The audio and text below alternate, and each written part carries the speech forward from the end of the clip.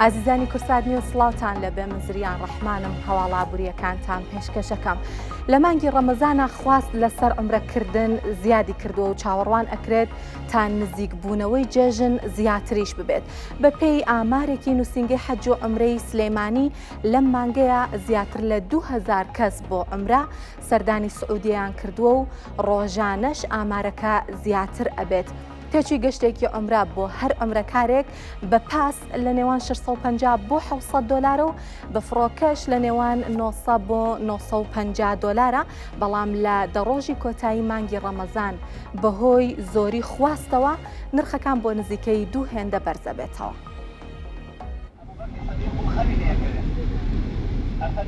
هاوڵاتیانی شاری سلێمانی بەشداری سونەتی عومرەیان کردووە. بەپێی ئامارەکان ئەم ساڵ لە مانگی ڕەمەزاندا گەشتی عومرە بۆ سعودی زیادی کردووە و لەم مانگەدا زیاتر لە 2000 هاوڵاتی گەنج و بەتەمەن لە سلێمانیەوە سەردانی ماڵی خوددایان کردووە. سەرباری ئەوەی کە ژیان زۆر ناڕەحەت بووە، مەسەلەی نەبوونی سەرچاوی ژیان و قورسی ژیان و نەبوونی معاشوانە لەسەر خەڵکە تەسیری سلبی هەیە لەسەر جیفان و ژیانی خەڵک، ئەکرێ بڵم نسبەیەک زیادی کردووە لە چاو ساڵانی ڕابردووە بە پێی و ئامەریکا لای ئێمە هەیە. لە سلێمانی 120 کۆمپانیا و نووسینگەی گەشتیاری حەج و عومرە هەیە و ڕۆژانە و مانگانە کاراسانی بۆ گەشتی عومرەکاران دەکەن. تێچووی هەر گەشتێکی عومرە بۆ هەر عومرەکارێک بە پاس لە نێوان 650 بۆ 700 دلارە و بە فڕۆکەش لە نێوان 900 بۆ 950 دلارە، بەڵام لە 10 ڕۆژی کۆتایی مانگی ڕەمەزاندا بەهۆی زۆری خواستەوە نرخەکان بۆ نزیکەی 2 هێندە بەرز دەبنەوە. ئێمە خۆمان لەگەڵیان نابین، ڕاستە خۆ دەستیانی بەرنادەین، هەر لە ڕۆشنمان تا گەرانەمان خۆمان سەرپەرشتیان دەکەین. مامۆسای ئاینیشمان لەگەڵایە، زۆر سپاسی بەڕێبەراتی نووسینگەی حەج و عومرە سلێمانیش دەکەین کە هاوکارمان بووە کە بەڕاستی خەمخۆری عومرەکاران و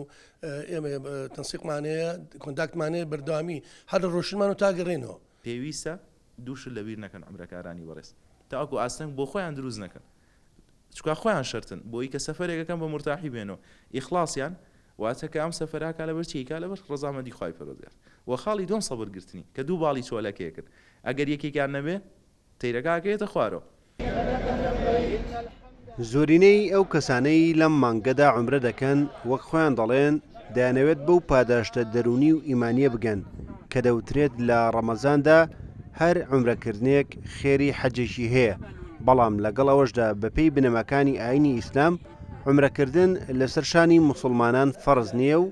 وەک سونەتێکی ئاینی ئیسلام دیاری کراوە. ڕێبازیوە کورسات نیوز سلێمانی. بە سەبارەت بە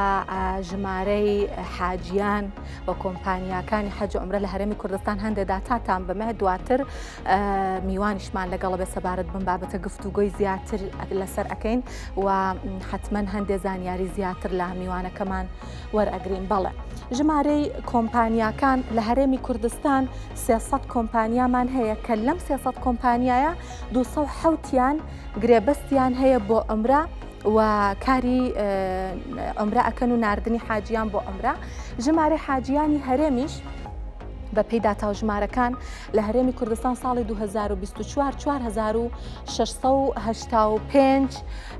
حاجیمان هەبووە و ساڵی 2025 پشکی هەرێمی کوردستانیش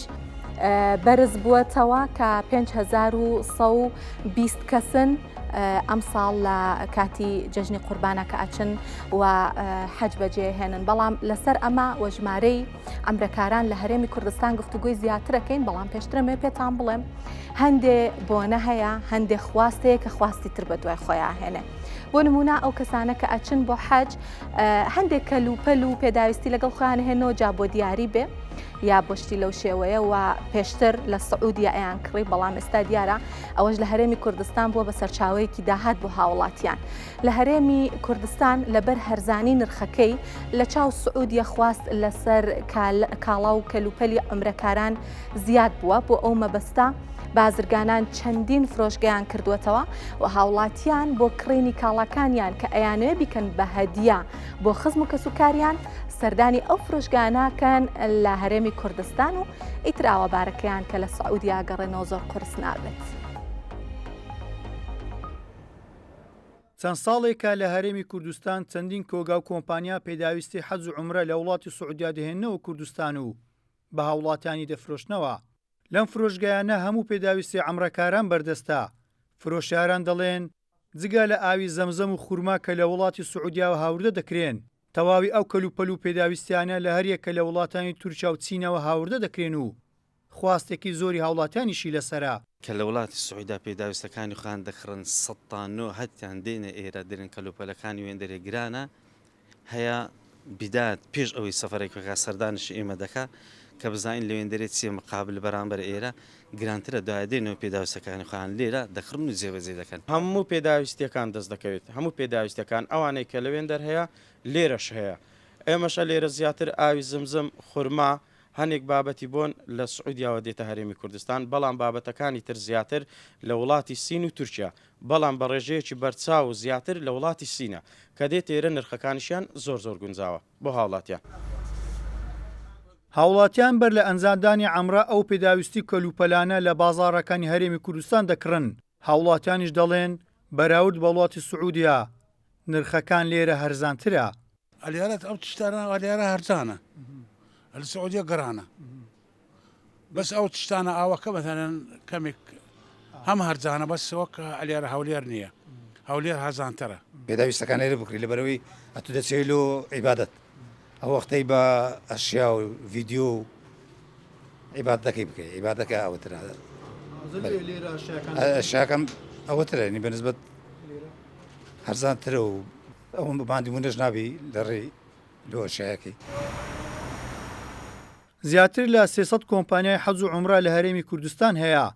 هاوڵاتان لە ڕێگەی وشکانی و ئاسمانیەوە بۆ ئەنجامدانی عەمرە دەگوازنەوە. چەند ساڵێکیشە بەهۆی زۆری خواز لەسەر ئەو پێداویستیانە دەیان فرۆشگا کراونەتەوە کە پێویستە عەمرەکاران و هاوڵاتیان لە هەرێمی کوردستان پڕ دەکاتەوە. گەیلان سابیر کورسات نیوز هەولێر. گفتوگۆی زیاترەکەین سەبارەت بە حەج و عومرە لە هەرێمی کوردستان بۆ مەبەستە کاروانستونی وتەبێژی حەج و عومرەی هەرێم لە هەولێرەوە لەگەڵمانە زۆر بەخێر هاتن کا کاروان. ئەمێ بۆ دەست پێکەم داتاکانمان خستە ڕوو لە سۆرانەوە کا کاروان لەگەڵمانە.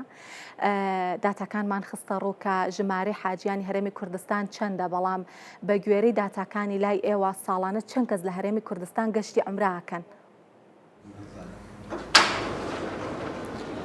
بەناوی خۆی گەورە میرەبان، سپاس بۆ جەنابەت و بۆ کورسات نیوز بۆ ئەم میوانداریە.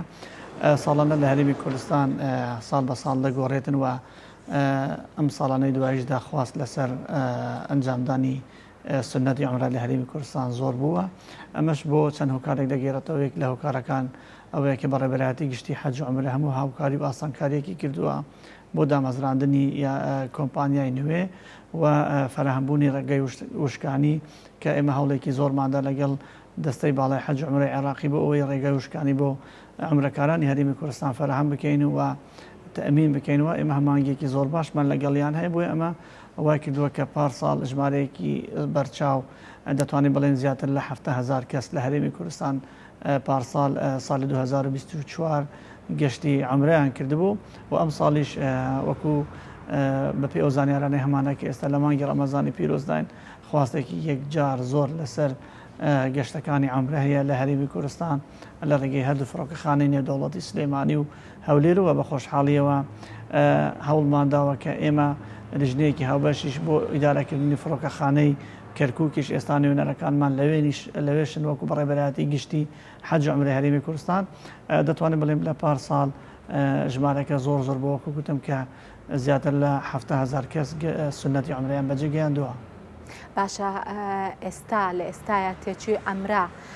چەندە و ئەم تێچووە لەسەر چ بنەمایەک دیاری ئەکرێت؟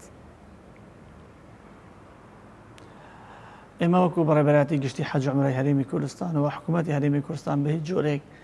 نرخ لەسەر گەشتی عومرە دانانێتن. ئەوەی هەیە ئێمە هەوڵمان داوە کە وەکو کێبڕکەیەک لە نێوان کۆمپانیەکاندا دروست بکەین. ئەو کۆمپانیانەی کە لەلای ئێمە تۆمارکراون هەڵدەستن بە ئەنجامدانی ڕێکلامکردن و ئێمە لە نزیکەوە ئاگادارین لە بەڕێوەچوونی عومرە لە هەرێمی کوردستان. ئەو بنەمانەی کە دادەنێتن لەسەر ئەگەر بە ڕێگەی وشکانی باز بکەین بنەمای وەرگرتنی ڤیزە کە لە سەروی 125 دلار 130 دلارە هاتۆ چۆیە بە پاس کە دەچن و دەگەڕێنەوە گرتنی ئوتێلە کە ئەمەش نزیکی 200 دلارێکی دەوێتن وە خواردنیشە ئەگەر باز بکەین پێش مانگی ڕەمەزانی پیرۆز گەشتی عمرە بە ڕێگای وشکانی نزیکەی 400 دلار بۆ 450 دلار بوو بۆ دەڕۆژ بەڵام ئێستا لەبەر ئەوەی لە مانگی ڕەمەزاندا سنەتی عمرە تایبەتمەندیەکی خۆی هەیە بە پێی فەرمودەی پێغەمبەر درودی خوای لەسەر بێتن کە دەفەرموێتن هەر کەسێک عمرە لە مانگی ڕەمەزاندا بکاتن وەکو ئەوەی وایە حەجێکی لەگەڵ من کرد بێتن بۆیە لە مانگی ڕەمەزاندا خواستێکی زۆر لەسەر عمرەکردن لە هەرێمی کوردستان و لە عێراق و لە سەرتاسەری جیهان دەبێتن ئەمە وای کردووە ژمارەیەکی زۆر خەڵک لەوێ بێتنەوە زۆرتر لەو خەڵکێک کە بۆ حەج دەچن لەبەر ئەوەی چوونی خەڵک لە مانگی ڕەمەزاندا سنووردار نییە واتە پشکی هیچ وڵاتێک دیاری نەکراوە بە پێچاوانە لەگەڵ حەجدا پشکی هەر وڵاتێک دیاری کراوە بۆیە خواستێکی زۆر ئێستا لەسەر پرۆسی حەجە وەکو گوتم پێشتر ئەگەر 450 دلار بێتن بەڕێگەی وشکانی بۆ دەڕۆژ ئێستا نزیکای 850 دلارە بۆ 15 ڕۆژی کۆتایی ئەگەر باس لە گەشتی وشکانی بکەین پێشتر کە پێش مانگی ڕەمەزان نزیکای 850 دلار بووە تا 900 دلار ئێستا بەپێی گۆڕینی هەندێک شوێن و ئۆتێلەکان لە هەندێک شوێن 15 ڕۆژی کۆتایی گەشتۆتە 1700 دلار و 1800 دلار باشە کاکاروان دەکرێت بڵێ نرخەکە دوو هێندە بۆتەوە باشە کاکاروان ئێستا خواست بۆ حەج و عومرە لە ڕێگەی وشکانی و زیاترەیان لە ڕێگەی فڕۆکەوە ئێستا وەکو گوتم بە خۆشحالیەوە کە وەکو بەڕێبەتی گشتی حەج و عومرەی هەرێمی کوردستان لە مایەکی زۆر هەمانگەیەکی زۆر باشمان هەبوو لەگەڵ دەستەی باڵای حەج و عومرەی عێراقی کە ئێمە بەردەوام دوو فەرمانبەری بەڕێبەتی گشتی حەج و عومرە لە بدەواازەی عەرعەرن بۆ خزمەتکردنی عومرەکاران و پێشوازیکردنیانەوە بەدەمیان چوون ئەگەر هەر کێشێکیان هەبێت ئێستا زۆرترین خواست لە سەرگەشتی وشکانیە و ئەمە وای کردووە کە خەڵکانێکی زۆر لە شارە دوورەکانیشەوە بە ئۆتۆمبیلی خۆیان ڕۆژانە ئۆتۆمبیلێکی زۆر لە هەرێمی کوردستاندا ئۆتۆمبیلی کەسی چەند هاوڵەتیەک پێکەوە ڕێک دەکەون و گەشتی عومرە دەکەن بە ئۆتۆمبیلی خۆیان و بە هەمان ئەو ژمارانەی کە لە هەرێمی کوردستاندا هەیە باشەکە کاروان باسی ئەوەتان کرد کە نرخ دیاری ناکەن وە کێبەرکەیەکتان دروست کردووە لە نێوان کۆمپانیاکانە بەڵام ئەمێ بپرسم کە تا چەند ئەو کێبەرکەیە کواڵەتی کردووەتە قوربانی بۆ نمونە لە ماوەی ڕابردووە بینیمان کە ڕووداوی هاتو چۆ ڕوویدا بۆ ئەوانە کە لە ڕێی وشکانیەوە ڕۆشتبوون بۆ حەج ئێوە چاودێریەکەن کە ئەم کێبەرکەی نرخا کواڵەتیەکە نەکا بە قوربانی چاودێری ئەو بۆ نمونە پاساناکەن کە حاجیان و ئەمرەکارانی پێگوازرێتەوە بەڵێ بەدڵنیاییەوە ئێمە لە هەرێمی کوردستاندا 6 کۆمپانیای سەرەکیمان هەیە کە ئەوانە بەرنامە دەفرۆشتنە یاخود بەرنامەی گەشتکردن دەفرۆشتنە ئەو 207 کۆمپانیایی کە جەنابەت لە سەرەتای بەرنامەکەەوە ئاماژەت پێدا 6 کۆمپانیا سەرەکیمان هەن و ئێمە مانگانە بەڕێبەری گشتی حەج و عومرە لەگەڵیان کۆ دەبێتەوە و لەسەر کێشە بە کێشە لەگەڵیان گفتوگۆ دەکاتن و باس لە چارەسەریەکان دەکاتەوە ئەگەر هەر کەم و کوڕیەک لە کەمتەرخەمی ئەوانەوە بێت ئەوە ئێمە بەپێی ئەو ڕێنمانەی کە لە بەڕێبەتی گشتی حەج و دەستی باڵای حەج و عومرەی عێراقی هەیە سزایان دەدەن و من دەبێ ئەوەش بە جەنابەت و بینەران ڕابگەم کە ئێمە لیژنەیەکی بەدواداچوونمان هەیە لە بەڕێبەتی گشتی حەج و عومرە کێشەی هەر عومرەکارێک کە ڕوبەڕووی کێشەیەک بێتەوە یاخود هەر بەرنمەیەکی پێفرۆشرا بێت یاخود هەر گفتێکی وعدێکی پێدرا بێت لە هەرێمی کوردستان لە سعودیا وەکو خۆی جێبەجێ نەکردبێت ئەتوانێت لە ڕێگەی هەر هەشت نووسنگی حەج و عومرە لە هەر چوار پارێزگای هەولێر و دهۆک و سلێمانی و هەڵەبجە و هەر چوار ئیدارەی سەربەخۆی ڕاپەڕین گەرمیان زاخۆ سۆران ئەتوانێت سەردانی نووسنگەکانی حەج و عومرە بکاتن و سکاڵا دش بۆ کۆمپانیا تۆمار بکاتن کە کەمتەرخەم بووە لە خزمەتکردنی ئەوان و تا ئێستا چەندین کۆمپانیامان لە بارەیەوە سزاداوە بۆ زانیاری جەنابیشتان ئێمە لە مانگی ڕابردوودا بە بەردەوامی نزیکەی 25 تا 40 سکاڵامان هەبووە کە لە یاخود کەم و کوڕی کۆمپانیاکان هەبووە کە تۆمار کراوە و سزاش دراون ئەم کۆمپانیانەی کە کەم تەرخەم بوونە لێرەدا ئێمە زۆر گرنگە هاوڵاتیانی خۆمان لەوە ئاگادار بن کە هەر لەگەل هەر کەسێک سەفەر دەکەن دەبێتن لەو بەرنامەی کە پێیان دەدرێتن ئاگادار بن و ئەگەر وەکو خۆی دەرنەچوو یاخود هەر کێشەیەکیان ڕوبەڕووبەوە ئەتوانێتن بە نزیکترین نووسنگە یاخود لە ڕێگەی پەیجی حەج و عومرەی هەرێمی کوردستانەوە پەیوەندیمان پێوە بکات یاخود لە ڕێگەی ژمارەیەکی هێڵیگەرمان هەیە کە ئەتوانم دوای ئەگەر ڕخسەت بێتن ئەتوانم بڵێن بۆ ئەوەی خەڵک ئاگادار بێت ئەتوانێت لە ڕێگەی ئەو ژمارەوە لە ڕێگەی واتساپی ئەم ژمارەیەوە داواکاری تۆمار بکاتن و بەبێ ئەوەی ناوی بهێنرێتن و ئێمە بە دوواداچوونی بۆ دەکەین واتە ئێمە تەنها تەماشاکەر نینە لەو کێبڕکەی کە لە نێوان کۆمپانیەکاندا هەن ئێمە لیژنەمان هەیە لەوێش کە سەردانی ناو عومرەکاران دەکات سەردانی ئۆتێلەکان دەکاتن سەیری خواردنەکان دەکات کە ئەوەیەکی پێشکەش بە عومرەکاران دەکرێتن ئەوەی کە ئێمە کردومانە وەکو ئەو کێبڕکێ لە نێوان کۆمپانیەکاندا پێشتر لە چەند ساڵی ڕابردوودا لە عێراقی شوا بووە کە نرخی عومرە دیاری دەکرا بە $1000 واتە لە مانگێکی ئاساییش هەر $1000 بوو ئێستا لە مانگەکانی ئاسایی زۆر کەمترە لە $600 جاری هەیە لە $700 بە ڕێگای ئاسمانی و $385 $400 بە ڕێگای وشکانی واتە ئەم کێبڕکیە بە دوجار لە قازانجی هاوڵاتیە کە خستوەتە بازارەوە و ئەمە وای کردووە کە کۆمپانیەکانی حەج و عومرە زیاتر خۆیان ماندوو بکەن بۆ ئەوەی هاوڵاتیان لە دەستخوان بدەن چونکە هاوڵاتی کە جارێک دەچێت بۆ عومرە ساڵانە ئەم گەشتە ئەگەر خۆشی نەچیت کە سوکاری دەچن بۆیە کۆمپانیەکانی زۆر باش ئەوە دەزانن کە ئەگەر جارێک کەم تەرخەم بن جارێکی دیکە کەسیان لەگەڵ ناچێت جگە لەوەی کە ئێمە بە بەردەوامی چاودەریان دەکەین و سزای ئەو کەسانەش دەدەین کە سەر پێچی دەکەن بەڵێ کاکاروان ئەمەوێ جارێکە ئێستا مەجالێکی زۆر باشە بۆی دەنگۆیەکەیە لە ئێوە بپرسم کە لایەنێکی پەیوەندیدارن بزانین ئەم دەنگۆیە تا چەند ڕاستە دواتر پرسیارتان لێکم سەبارەت بە ژمارەی کۆمپانیەکان بەڵام دەنگۆیەکەیە کە هەندێک کۆمپانیا هەیە کە بە تێچووی زۆر کەم حاجیان ئەبەن بۆ عەمرە ینی عەمرەکاران بەڵام لە بەرامبەرە ئەو دۆلارە کە بانکی ناوەندی بە نرخی بانکی ناوەندی ئەیا بە گەشتیاران وەری ئەگرن و بە پاسپۆرتی ئەمرەکاران ئەیگۆڕنەوە بۆ خۆیان ئیسفادە لەوە ئەکەن کە گوایە ئەمرەکارانیش ئاگادارن لەمە بەسەڵێن ئۆکەی قەیناکە مادام من بە $400 بۆ نمونە ئەمرە ئەەکەم با ئەویش لەوێەوە ئەوە بکە ئەمە تا چەند ڕاستە وایە هەندێک کۆمپانیا ئەوە ئەکەن ئێمە ڕۆژانەوەکو ئاماژەم پێدا لە ڕێگەی نووسنگەکانی حەج و عومرەوە لە ڕێگەی دەواازەی عەرعەرەوە ئێمە چاودەری پرۆسی عومرە دەکەین و ئەو سەرپێچانە تۆمار دەکەین و ئێمە فۆرمێکی سەرپێچیمان هەیە کە لە عەرعەر بۆ کۆمپانیەکان تۆمار دەکرێتن جۆری سەرپێچەکەش دەنووسرێتن بۆ نمونە ئەوەی کە ڤیزەی وەرنەگرتووە ئەوەی کە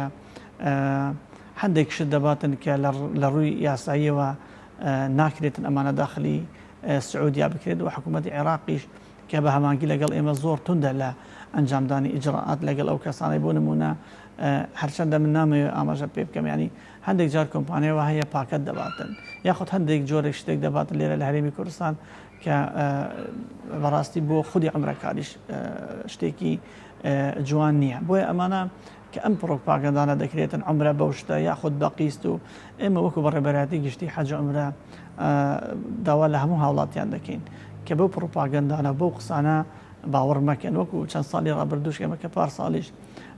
هەر لە ڕێگەی بەڕێستانیشەوە خەڵکمان ئاگادار کردەوە کە کەس گوێ بەو کۆمپانیانە نەداتن کە ئیدعای ئەوە دەکەن یاخود پرۆپاگەندای ئەوە دەکەن خەڵک دەگوازنەوە بە ڤیزەی توجاری یاخود بە ڤیزەی بازرگانی یاخود بە ڤیزەی گەشتیاری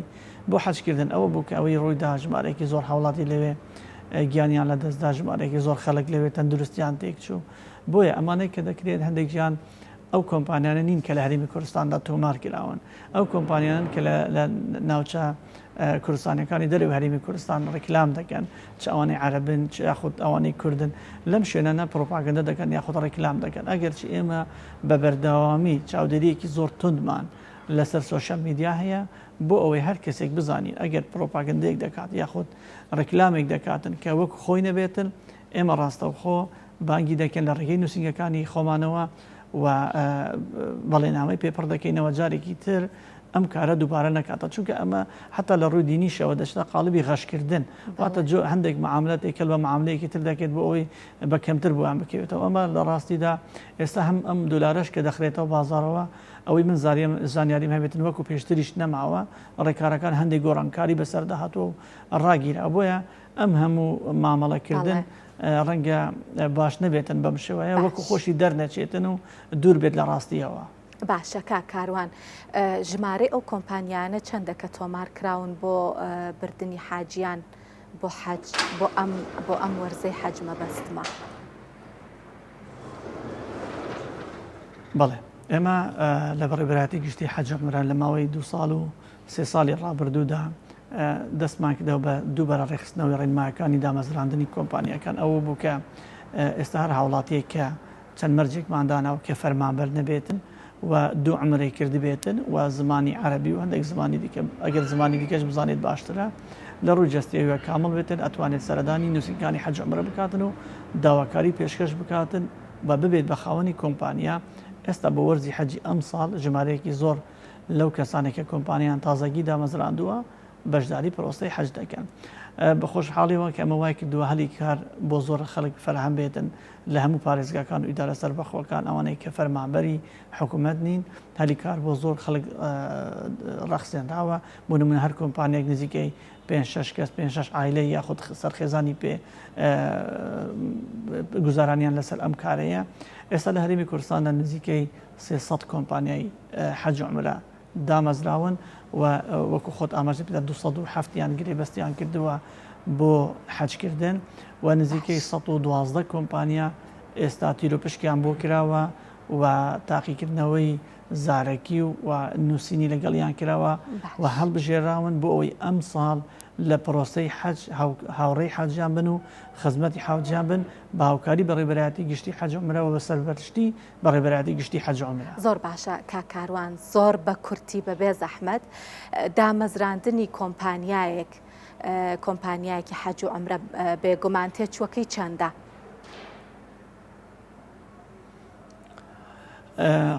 بە خۆشحاڵی و دەڵێم لە کابینەی نوێمی حکوومەتی هەرێمی کوردستان زۆرترین ئاسانکاری بۆ خەڵک کرا بۆی لەمڕۆوە خەڵک بتوانێتن لە کەرتی تایبەتە ئیش بکاتن. ئێستا شوێنێکە کە پێ دەڵێن بەڕێبەراتی تۆمارکردنی ناوی بازرگانی لە هەولێر و ڕەنگە لە سلێمانی و لە ناوچەکانی دیکەشە بێتن لەسەر ئەو کەسە تەنها ئەوەیە سەردانی ئەو شوێنە بکاتن ناوێک پێشکەش بکاتن دەبێت فەرمانبەر نەبێت دەبێت بایۆمەتری بهێنێت کە ئەمە فەرمانبەر نییە بچێتە بانک بایۆمەتری بهێنێتن فۆرمێک پڕ دەکاتەوە لە ڕێگەی ئۆنلاینەوە کە تێچووەکی هیچ نییە ناوەکە تۆمار دەکات بۆ نمونە ناوێک بیت کە پێشتر ناوی کۆمپانی حەج عومرەی پێ تۆمار نەکرابێت و چەند ڕێکارێکی دیکەی کە دەوێتن لە زەریبە و لە هەندێک شوێن ئەوەنە ئەگەر پارێزەرێک بگرێتن یاخۆ ژمێریارێک بگرێتن ئەگەر نەخۆی ئەتوانی بە دوای پرۆسەکەدا بڕواتن تێچوویەکی وا ناچێتن و زۆر زۆر بە ئاسانی ئەتوانێت هەلی کار پەیدا بکاتن و ببێتە یەکێک لەو خاوەن کۆمپانیا سەرکەوتوانەی کە بتوانێت خزمەتی حاجیان و عومرەکاران بکاتن و خزمەتی خۆشی بکاتن و هەلی کاری پێ بەدەست بخاتن. زۆر سپاس کاروان سوونی و تەبێژی حەج و عومرەی هەرێم کە لە سۆرانەوە لەگەڵمان ئامادە بوون ماندوو نەبن دەستخۆش. لە باسی حەج و عومرەوە چینە سەر باسی نەوتی هەرێمی کوردستان وەزارەتی نەوتی عێراق خوازیارە کە نەوتی هەڵبەتە نەوتی بەسرا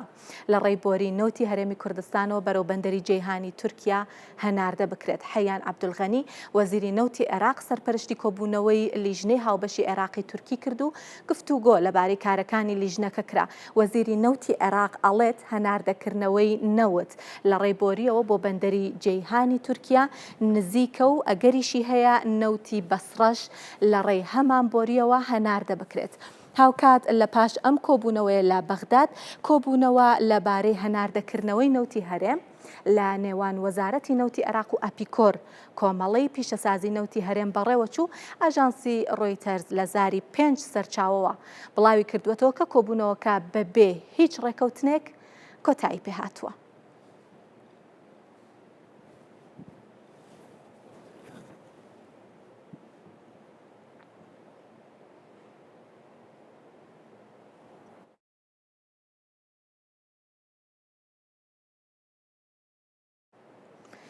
نەوزاد شێخ کامیل بەڕێوەبەری گشتی بازرگانی پیشەسازی هەرێمی کوردستان بە کورسات نیوزی وت لە ساڵی 2024 دە بەشە خۆراک هاتووە و سەرجەمیشیان دابەشکراون. لەبارەی بەشە خۆراکی مانگی ڕەمەزانیش وتی 2 مادە بۆ بەشە خۆراکی مانگی ڕەمەزان زیادی کردووە. ساڵی ڕابردوو دە بەشە ئاردوو دە بەشە خۆراک دابەشکرا بۆ ئەم ساڵیش دەستمان پێ کردووە. ئێستا بەشی یەکەمی خۆراک بەردەوام دابەش دەکرێت لە ڕێ بریکارەکانی خۆراکەوە. ئاردیش بەشی دووەم دەستی پێ کردووە لە هەموو کوردستان، بەڵام سلێمانی چەند ڕۆژێکە ئینشاڵڵا ئەویش دەستی پێ کردووە. ئەمڕۆ جەدوڵمان بۆ هاو ئەویش دەستی پێ کردووە. ئینشاءڵڵا لە ئاینێکی نزیکدا تەواو دەبێت و گەنمێکی زۆر لە سایلۆکانمانە هەیە، خۆراکێکی زۆر لە سایلۆگە لە گۆگاکانمانە هەیە کە بۆ بەردەوامیدان بە دابەشکردنی بەشە خۆراکیش و ئاردیش. بەهۆی مانگی ڕەمەزانەوە لە ڕابردوودا نۆک و فاسۆلیا کەم دەهات بۆ ئەم مانگە نردویانە، بۆ هەر هاوڵاتیەکیش 250 غرام نۆک 250 غرام فاسۆلیا دەدرێت. مەترسیەکانی زۆربوونی پاڵاو گەنایەساییەکان لە سنووری پارێزگای هەولێر تا دێت زیاترە بێت و پاڵاو گەنایەساییەکان سەرڕای ئەوەی بوونە هۆکاری پیسبوونی ژینگە و هەوای شاری هەولێر لە ئێستاە بوونە مەترسی بۆ سەر زەویە کشت و کاڵیەکانیش. خاوەن زەویەکان ئەڵێن بەهۆی پاشەڕۆی پاڵاوگەکانەوە زەویەکانیان زیانی زۆری بەرکەوتووە. دووکەڵ و پاشماوەکانی پاڵاوگەکانی سنووری هەولێر لەگەڵ ئەوەی مەترسین بۆ سەر ژینگەی شارەکە لە هەمان کاتدا مەترسیەکی دیکەشیان لەسەر زەویە کشت و کاڵیەکان دروست کردووە. وەکو دەیبین ئێستا کە تەماشاکە پارسە زەویە پاشماوەی پاڵاوگای نەفتەکان کاتە ناو زەویەکانمان تەماشاکە وەکو دەبین بەرەبوومەکانی زۆر لاواز کردیە. سەرکەوت زەویە کشت و کاڵیەکەی نزیک پاڵاوگەکانی ڕێگای هەولێر گوێڕە و بەهۆی پاشماوەی پاڵاوگەکان زیانی زۆر بەرزەویەکەی کەوتووە و داوا دەکات قەرەبوو بکرێتەوە چونکە بەشێکی زۆری زەویەکەی بەکەڵکی کشت و کاڵی نەماوە. پاسۆڕانەی پاڵاوگەکاندا زەرشی زۆرمان پێکەوتوانی لە ڕووی مادیەوە لە ڕووی ژینگە پیسی ژینگەوە زۆرمان پێکەوت. ئێستا بەرەبوومی زەویەکانمان ینی وەکو ساڵانی تر نەبووە کە ئاسایی بێتن. ئێستا کار لە هاتە خوار ڕوبیش لە چاو ساڵەکانی تر بەڕی یاساوە دەڕۆین لە دادگایەکان و سکاڵامان تۆمار کردیە و هەندێک راپۆرتیش تەزبیتیان کردووە یان سەسپاندیتیان لە دادگایەکان کەەوە ئەم پارسە زەویە بەر لافا و پیسی پاشماوەکان کەوتووە. ڕێکخراوەکانی جوتیارانیش دەڵێن پاڵاوگە نایاسایەکانی هەولێر 2 مەترسی گەورەیان دروست کردووە، یەکێک بۆ سەر ژینگەی شارەکە و ئەوی دیکەشیان زیان گەیاندنە بە زەویە کشت و کاڵیەکان کە پێویستە بە زووترین کات چارەسەر بکرێت. ئەوەی لە دەرا پشت پاڵاوگەکانە وازی هیناوە، بەڵام بێزگەلەوەی خۆ ئەتونابی لەسەر گەنم لەسەر زۆر لەسەر شینایی ئەو ژینگەیە بەڕاستی ژینگەیەکی زۆر پیس و کارەسات بارە هەم نەخۆشی براکاتەوە هەم دەستە سەر زەویە کشت و کارەکان ئەویش هەر نەخۆشیە کە بە شەردەی خوا. لە سنووری پارێزگای هەولێر 138 پاڵاوگەی نایاسایی هەیە و تاوەکو ئێستاش بەشێکی زۆری ئەو پاڵاوگانە کار دەکەن و ڕۆڵێکی زۆریان لە پیسبوونی ژینگەی شاری هەولێر هەیە. دووکەڵی پاڵاوگەکان بەس نەبوون بۆ پیسکردنی ئاسمانی شاری هەولێر و ژینگەی شاری هەولێر. ئێستا پاشەڕۆکەشی هاتۆتە سەر کە بۆتە مەترسیەکی گەورە بۆ سەر زەوی کشت و کاڵی دەوروبەری پاڵاوگەکان. بڕیار محەممەد، کورسات نیوز، هەولێر.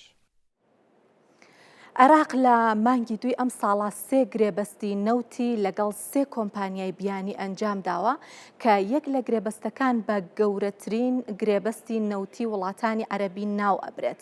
عێراق لەو مانگەیە واتە مانگی دوو یەک گرێبەستی بۆ گەشەپێدانی کەرتی نەوت و گازی پارێزگای کەرکووک لەگەڵ کۆمپانیای BP بەریتانیدا ئیمزا کردووە. هاوکات 2 گرێبەستیشی لەگەڵ کۆمپانیای هالبرتۆنی ئەمریکی ئیمزا کردووە بۆ گەشەپێدانی نەوت لە پارێزگای بەسرە بووە.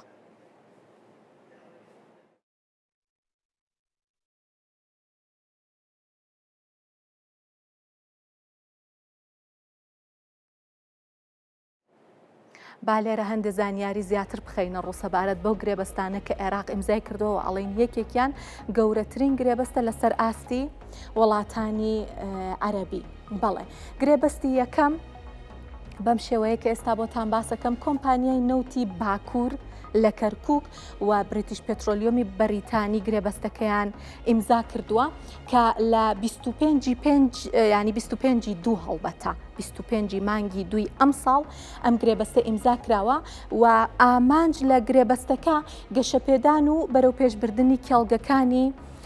کەرکووکە هەروەها زیادکردنی بەرهەمهێنانی نەوت و غازە لە کەرکووک کە زیادکردنی بەرهەمهێنانەکە ئابەم شێوەیە 340,000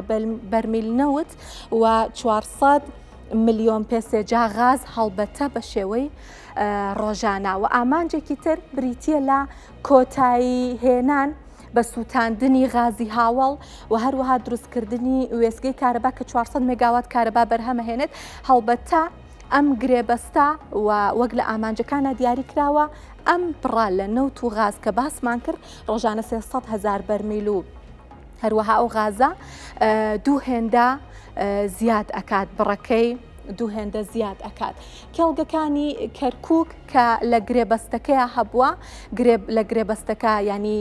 ڕێککەوتنیان لەسەر کراوە کێڵگەی کەرکووکە کە دوو بیری بابا و دوو قوبەی بابا و هاوانە لەخۆ ئەگرێت بای حەسەن جەمبور و خەبازیش لەخۆ ئەگرێ گرێبەستەکە یەدەگی نەوتی کەرکووک 10 ملیار بەرمیلە هەرکە ناوی کەرکووکە هێنین ینی کەرکووک یعنی نەوت لە بەرەوەیکە حتمما ژێرخان و یەدەگێکی زۆر باشیشی هەیە کۆمپانیای بریتیش پێترۆلیۆم باسی لەوە کردووە لە پەراوێزی ڕێکەوتنەکەیە ئەڵێ لە ساڵی 1920ەوە لە کەرکووکین لە کەرکووک چالاکی ئەەکەین چالاکیەکانیان ینی لێکۆڵینەوە بووە لە نەوتی کەرکووک هەڵبەتە ساڵی 2013 بۆ 2019 لەگەڵ وەزارەتی نەوتی عێراق کاریان کردو بۆ لێکۆڵینەوە لە نەوتی کەرکووک و 10 ملیار دۆلاریش ئەڵێن وە بەرهێنانی ساڵاناکەین لە عێراق بەگشتی و بەرهێنانەکانیان لە عێراق بەرز ئەکەنەوە. گرێبەستی دووەم بەم شێوەیە لە نێوان کۆمپانیای نەوتی بەسرا و هاڵبرتۆنی ئەمریکی ئەنجامدراوە ئەمە خۆی دوو گرێبەست لەخۆ ئەگرێت بۆ پەرەپێدانی کێڵگەکانی نەهر بن عومەر و سندیبادا ئەم گرێبەستە و ئامانج لە گرێبەستەکە ئەوەیە کە بەرهەمی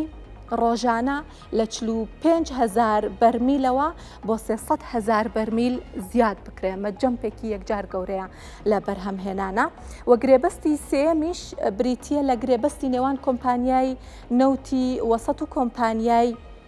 EBS چینی کە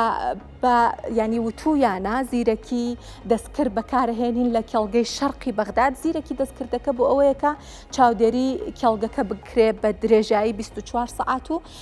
هەروەها هەر کێشە و گرفتێکیش هەبێ لە ڕێگەی زیرەکی دەستکردەوە دەستنیشانی ئەکەن و چارەسەریشی ئەکەن بەڵام جیاواز لە بابەتی عێراق و کێڵگەنەوتیەکانی عێراق و هەروەها کەرکووک بە تایبەتی کە باسی ئەوە ئەکەین عێراق حکوومەتی ناوەند بە نیازە پەرەپێدانێکی زۆری تیا بکات ئەچینە باسێک لە تورکیا بانکی ناوەندی تورکیا نرخی سوودی بانکی وڵاتەکەی دابەزاندووە ئەمە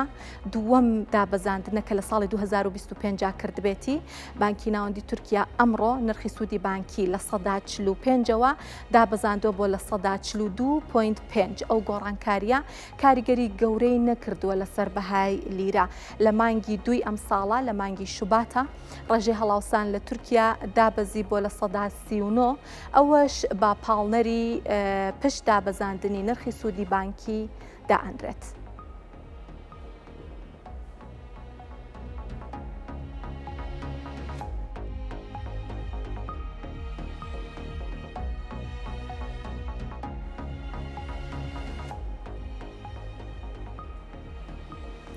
لێرە باسێکی گۆڕانکاریەکان لە نرخی سوودی بانکیتان بۆ کەم لە تورکیا دیارە ئابووری تورکیا بارودۆخێکی باشی نییە و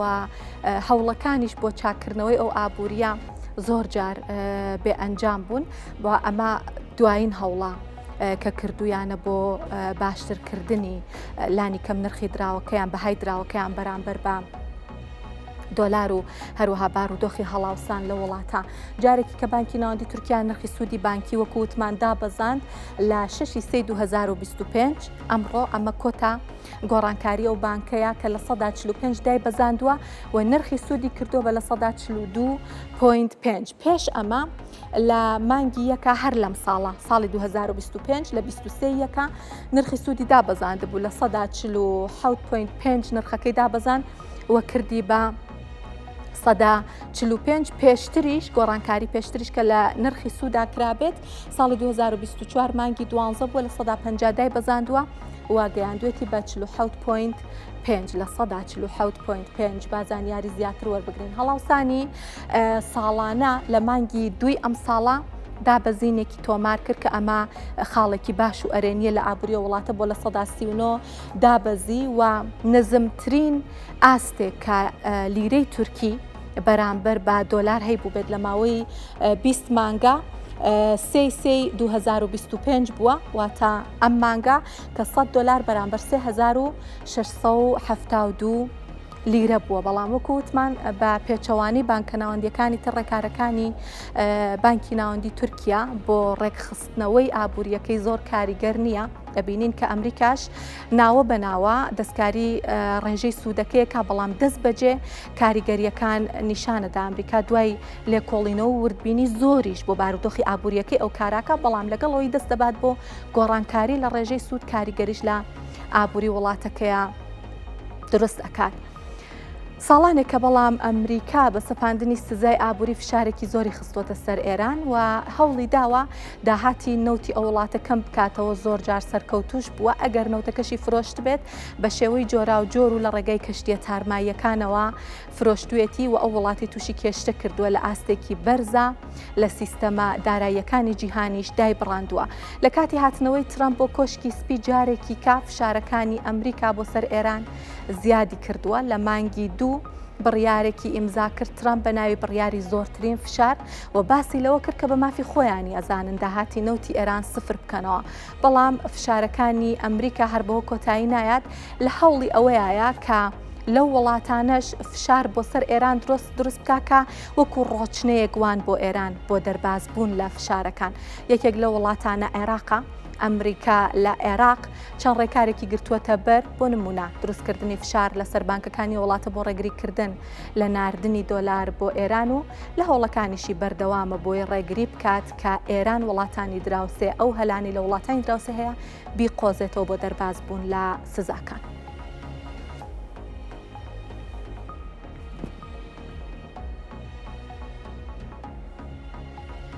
لێرە باسێکی ئەو ڕێکارانتان بۆکەم کە ئەمریکا گرتوێتیە بەر بۆ ئەوەی کە لە ڕێگەی عێراقەوە فشار بۆ سەر ئێران دروست بکات. گۆڕانکاریەکان ئەبینین و ئەبینین کە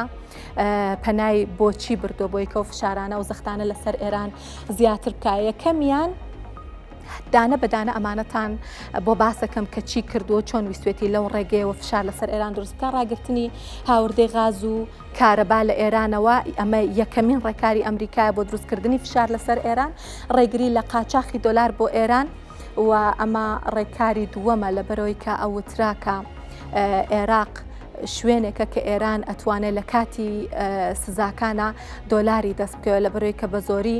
دابڕابوو لە مامەڵە نێودەوڵەتیەکان و نەی ئەتوانی تەنانەت ئەگەر هەندێ بەرهەم کە پێشتر پشتی پێ بەس کە هەناردەشی ئەکرد قورس بوو کە بتوانێت پارەکەی بە دۆلار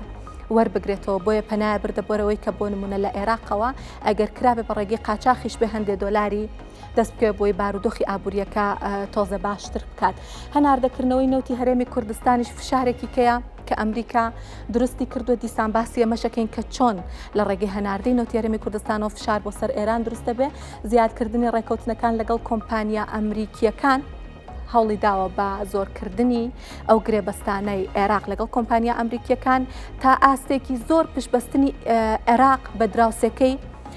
کەم بکاتەوە بتوانێت سوتەمەنی و وزەکەی لە ڕێگەی ترەوە دابین بکات نەک لە ڕێگەی ئێرانەوە کەمکردنەوەی قەباری بازرگانیش لەگەڵ ئێران. ئەمە میدیاکانی ئێران باسیەکەنەڵێ ئەمریکا هەوڵی ئەوەی داوە بەڵام داتاکان باس لەوە ناکەن کە زۆر ئەو قەبارەیە دابەزینی تۆمار کرد بێ باسی ئەوەش ئەەکەین زیاتر. غاز و کارەبای ئێران بۆ عێراق لە 25 یانزەی 2024ەوە ڕاگیراوە. هۆکاری جۆرا و جۆری بۆ باس ئەکرێت. بۆ نمونە سەرەتاوتیان بۆ چاکسازیە لە بۆریەکانی گواستنەوە، دواتروتیان نەخێر ئێران خۆی ڕوبەڕووی قەیرانی ئابووری بووەتەوە، بۆیە ئەم هەناردەی ڕاگرتووە. ئەمە لە کاتێکا کە هەناردەی بۆ تورکیا زیاد کردووە، کەوایە گەرەتوانە بۆ تورکیا بنێرە، حتممە توانێت بۆ عێراقیش بنێرێت و تا ئاستێک پێویستەکانی عێراق دابین بکە. بەڵام بە هەر حاڵ ڕاگیراوە میدیاکانی ئێران ئەڵێن کە نەخێر ئەمە بە فشاری ئەمریکا کراوە بۆ ئەوەی کە بتوانێت لە ڕێگەی عێراقەوە فشارێکی زیاتر لەسەر ئێران دروست بکات. بەڵام ئەمریکا بۆی کە عێراق ڕوبەڕووی ئاستەنگ نەبێتەوە، لە بەرەوەی کە ئاگادارە کە عێراق لە ئاستێکی بەرزە، پشت بە وزە و سوتەمەنی ئێران ئەبەستێت ناوە بەناوە بۆی کە سزانەی بەسەر ئێرانە سەپاندوێتی شمولی عێراق نەکات و بارگرانی لەسەر عێراق دروست نەکات، لە هەمان کاتا پێویستیەکەی دابین بکات،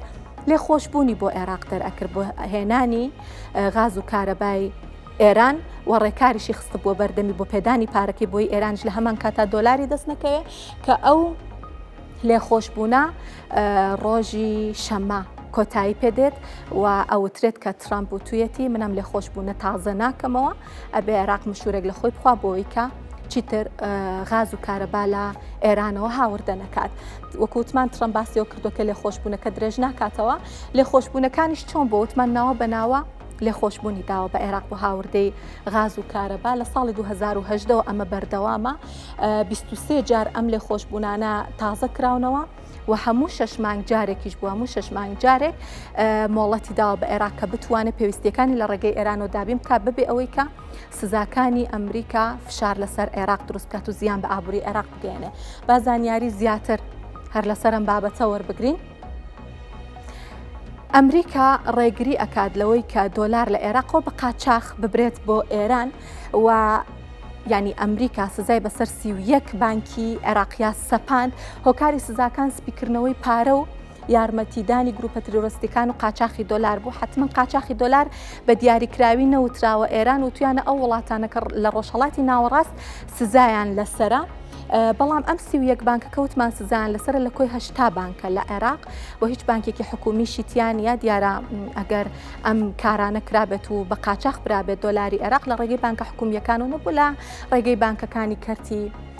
تایبەتەوە بوو. ئەگەر زانیاری زیاتر سەبارەت بەم بابەتەوە بگرین و ڕێکارەکانی تری ئەمریکا. یەکێکتر لەو ڕێکارانەوتمە هەناردەکردنەوەی نەوتی هەرێمی کوردستانە. بۆچی هەناردەی نەوتی هەرێمی کوردستان وەکو فشارێکە بیندرێ بۆ ئێران؟ لەبەرەوەی کە حتمما ترامپ ئەڵێ من هەناردەی نەوتی ئێران و داهاتی ئێران لە ڕێگەی هەناردەی نەوتەوە سفر ئەەکەمەوە. ئەگەر بیاوێ ئەمە بکات فشار لەسەر بازاڕی جیهانی دروستە بێت. نەوتی ئێران ئەگەر چی فشاری لەسەر بوو و نەئەتوانرا بە شێوەی ڕسمی لە ئاستێکی باشە لە ئاستی پێش سزاکانە هەناردە بکرێت، بەڵام حتمما بە شێوەی قاچاق وتمان لە ڕێگەی کەشتیە تارماییەکانەوە هەر هەناردە کراوە کەوایە هەر بەشێک جوابی بەشێک لە خواستی بازاڕی جیهانی داوەتەوە. بەڵام ترامپ ئێوێ ڕێگری لەمەش بکە، هەر سزاشی خستووە سەر ئەو کەشتیە تارماییانە کە نەوتی ئێرانیانە گواستەوە. ئەگەر بێوێ نەوتی ئێران سفر بکاتەوە ئەبێ بیر لە جێگرەوەی بکاتەوە. یەکێک لەو شوێنانەکە ئەمریکا بیری لێکاتەوە نەوتەکەی ببێت بە جێگرەوەی نەوتی ئێران هەرێمی کوردستانە. لە 22/2025 دوای ئەوەی کە هەواڵێک بڵاو بوویەوە کە ترامپ داوای کردو بە زووترین کارد عێراق و یعنی حکوومەتی ناوەند و هەرێم بگەنە ڕێکەوتن بۆی نەوتی هەرێم دووبارە هەناردە بکرێتەوە، ڕاگەیەندراکە ڕێکارەکانی هەناردەکردنەوەی نەوتی هەرێم کۆتاییان پێهاتووە لە 2/2025 دوی مانگی ڕابردوو. هەمواری یاسای بودجە پەسەند کرا بۆ ئەوەی کە دیسانەوە نەوتی هەرێمی کوردستان هەناردە بکرێتەوە و نەوتی هەرێمی کوردستانش لە مانگی 4 ساڵی 2023ەوە ڕاگیراوە. ڕێکارێکی تری ئەمریکا بۆ زیادکردنی فشارەکان لەسەر ئێران زیادکردنی ڕێکەوتنەکانە لەگەڵ کۆمپانیا ئەمریکیەکان. هەر کەمێک پێشێستا لە گرافیکێکە باسمان کرد کە لە وڵاتانی عەرەبی بەگشتی 5 گرێبەستی وزە و نەوت ئەنجام درراوە. لەم 5 گرێبەستە سیانیان لە عێراق بووە و یەکیان گەورەترین گرێبەستانی عێراق گەورەترین گرێبەستی نەوتی ئەنجام داوە. ئەمە ئەوەیە کە باسیەکەنەڵێن ئەمریکا هەوڵەداتەوە کە پشبەستنی عێراق بە ئێران کەم بکاتەوە. مانگی 2 ساڵی 2025 دوو گرێ بەسکراوە لە نێوان کۆمپانیای بەسرە و هاڵبیرتۆنی ئەمریکی و مانگی 4 ساڵی 2024 بە دیاریکراوی 14 ڕێکەوتن لە نێوان عێراق و کۆمپانیا ئەمریکیەکان ئەنجام درراوە. گەرزانیاری زیاترمان هەبێ بەڵێ. ڕێکارێکی دیکە کەمکردنەوەی قەبارەی بازرگانی عێراق لەگەڵ ئێران وەکو وتمان ئەمە میدیا ئێرانیەکان باس لەواکەن کە ئەمریکا ئەمە وەکو ڕێکارێک ئەبینێت، بەڵام هاوردەی عێراق لە ئێرانەوە 11 میلیارد دۆلارە بەگشتی. گۆڕانکاریەکی ئەوتۆی بەسەرانە هاتووە ئەتوانین باس لەوە بکەین کە ئێستاکە ینی هاوردەی نەوت و ینی غاز و کارەبای عێراق لە ئێرانەوە ڕاگیراوە، حتمما ئەو داهاتە لە دەست ئێران چووە ئەگەر بتوانین ئەوە بخەینە ئەو ڕیزبندیەوە کە باسی لێوە ئەکرێت. بەڵێ وایە کەوایە سەرکەوتوو بۆ لەوەی کە بتوانێت داهاتەکەشی ینی قەبارەی بازرگانیەکەشیان کەم بکاتەوە. سەرۆکی ئەمریکا لێخۆشبوونێکی یەکمانگی بۆ بەرهەمهێنەرانی ئۆتۆمبیلی وڵاتەکەی دەرکردووە دەربارەی ئەو باجە گومرگیانەی بەسەر مەکسیک و کەنەدا سەپاندوێتی. لەو کاتەوە کە دەنگۆی جێبەجێکردنی باجی گومرگی هەیە بەسەر کەنەدا و مەکسیکا، باس لەوە ئەکرا کە ئەوەی زۆرترین زیانی بەرەکەوێت بەرهەمهێنەرانی ئۆتۆمبیلی ئەمریکان لەبەر ئەوەی لە ئاستێکی بەرزە پشت بە هاوردەی پارچە و پێداویستیەکانیان لەو دوو وڵاتە ئەبەستن. تەنانەت ئەوترێت هەندێک لە جۆرەکانی ئۆتۆمبیل لە پرۆسەی بەرهەمهێنانیاندا چەند جارێک سنوورە بڕن و لە کۆتاییە دیسانەوە ئەچنەوە بەردەستی کۆمپانیای بەرهەمهێنەرەکەی.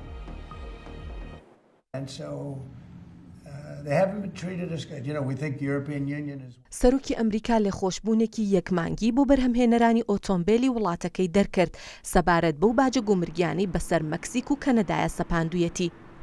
دوابەدوایان بڕیارە بازاڕی پشکەکانی ئەمریکا ڕووی لە بەرزبوونەوە کرد و پشکەکانی کۆمپانیاکانی فۆرد و جەنەرال مۆتۆرز و ئێسلانتیس لە 6% بۆ 9% بەرزبوونەوەیان تۆمار کرد. بەوتەی کارۆلین لیۆید وتەبێژی کۆشکی سپی ئەو بڕیارەی دۆناڵد ترەمپ بەهۆی داواکاری 3 کۆمپانیای بەرهەمهێنەری گەورەی ئۆتۆمبیلی فۆرد و جەنەرال مۆتۆرز و ئێسلانتیسەوە بووە و سەرۆکی ئەمریکا یەکمان کاتی پێداون بۆ ئەوەی کێشەی ئابووریان بۆ دروست نەبێت. بەپێی بڕیاری ترامپ لە 125 باجی گومرگی بەسەر بەرهەمی هاوردەکراو لە مەکسیک و کەنەداوە و لە 120 باجی گومرگی بەسەر بەرهەمی هاوردەکراو لە چینەوە لە ڕۆژی 4 مانگی 3 چووە بواری جێبەجێکردنەوە. باجی گومرگی 125 ئەو سیستەمە ڕوبەڕووی کێشە دەکاتەوە کە بەرهەمهێنەرانی ئۆتۆمبیلی ئەمریکا لە ماوەی 30 ساڵی ڕابردوودا بەکاریان هێناوە و هەندێک لە جۆرەکانی ئۆتۆمبیل بە درێژایی بەرهەمهێنان و سەریەکردنەوەی پارچەکانیان چەندین جار سنوور دەبڕن و لە کۆتاییدا دەگەنە دەست بەرهەمهێنەری ئۆتۆمبیلەکە لە ئەمریکا. باجە گومرگیەکانی ترامپ ئاستەنگێکی گەورە بۆ پیشەسازی ئۆتۆمبیلی ئەمریکا دروست دەکات بەهۆی ئەوەی زۆرێک لە بەرهەمهێنەران بۆ دابینکردنی پێویستیەکەیان پشت بە مەکسیک و کەنەدا دەبەستن. ترامپ بە بەرهەمهێنەرانی ئۆتۆمبیلی وتووە ئەگەر لێخۆشبوونی زیاتریان دەوێت پێویستەوە بەرهێنانی زیاتر بکەن و بەرهەمهێنان بهێننەوە بۆ خاکی ئەمریکا کە لەوێ هیچ باجێکی گومرگیان لەسەر نابێت. ئەنجومەنی سیاسەتی ئۆتۆمبیلی ئەمریکی کە نوێنەری 3 بەرهەمهێنەری گەورەی ئەمریکایە پێشوازی لە لێخۆشبوونە یەکمانگیەکە کردووە و دەڵێت پەرۆشن بۆ هاوکاریکردنی سەرۆکی ئەمریکا و کابینەکەی بۆ گەیشتن بە ئامانجە هاوبەشەکان و بەرزکردنەوەی بەرهەمهێنانی ئۆتۆمبیل لە ئەمریکا و فراوانکردنی هەناردەکردن بۆ بازاڕە جیهانیەکان. ترامپیش لە پۆستێکدا لە تۆڕە کۆمەڵایەتیەکان باس لەوە دەکات کە گفتوگۆ تەلەفۆنیەکەی لەگەڵ جەستین ترۆدۆ لە ڕۆژی 5 مانگدا تا ڕادەیەک دۆستانە کۆتایی پێهاتووە. ترۆدۆ ڕۆژێک پێش ئەو گفتوگۆیە کە ترامپ باسی دەکات و هەردووە بە دوای جێبەجێکردنی باجە گومرگیەکان وتبووی ئەو سیاسەتە باجیانەی کە ترامپ پەیڕەوی دەکات گەمژانەیە و تێچووەکانی ژیان لە ئەمریکا بەرز دەکاتەوە و کێشەی درێژخایانیش بۆ کەنەدا دروست دەکات کە دۆستی نزیکی ئەمریکایە. هەواڵە ئابوووریەکانم پێشکەشکردن سپاس کە بینەرمان بوون.